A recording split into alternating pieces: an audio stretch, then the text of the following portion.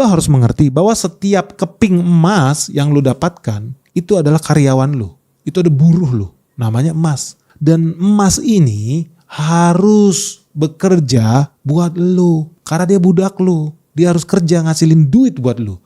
Jangan diem aja di bawah bantal. Karena apa?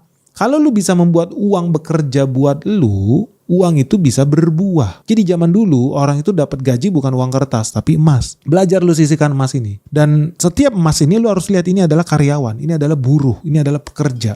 Ini adalah mesin uang. Dia harus bisa bekerja menghasilkan duit buat lu. Dia mungkin gak bisa menghasilkan emas yang sama seperti ini. Dia bisa menghasilkan koin-koin silver, perak, tembaga. Gak apa-apa. 1, 2, 3, 4, 5.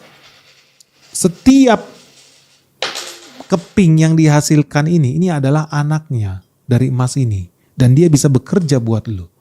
Emas ini bisa menghasilkan perak-perak yang lebih kecil. Perak-perak yang lebih kecil harus belajar menghasilkan tembaga-tembaga yang lebih kecil lagi. Jadi setiap harta yang kamu miliki itu adalah budak. Dalam konsep Arkad ya, ingat ya dia orang budak, jadi bahasanya budak Babylon nih. Dan seiring berjalannya waktu, harta ini bisa menghasilkan harta baru lagi buat kamu. Jadi gimana caranya Arkad menghasilkan duitnya ya? Jadi setelah Arkad berhasil menyisihkan uangnya, penghasilannya dia dari upah dari Tuan, dia nggak langsung membiarkan uang tersebut diam di balik meja atau habis buat konsumsi nggak jelas, nggak. Dia meminjamkan uangnya kepada temannya pengusaha pandai besi. Jadi blacksmith, bikin pedang, bikin cangkir, bikin meja, bikin perisai, bikin tapal kuda, blacksmith. Dia punya teman kenal baik pengusaha pandai besi. Apa yang dia lakukan? Dia pinjemin uang. Kenapa dia mau pinjemin uang? Karena dia kenal baik orangnya dan 2, dia sudah memahami bisnisnya.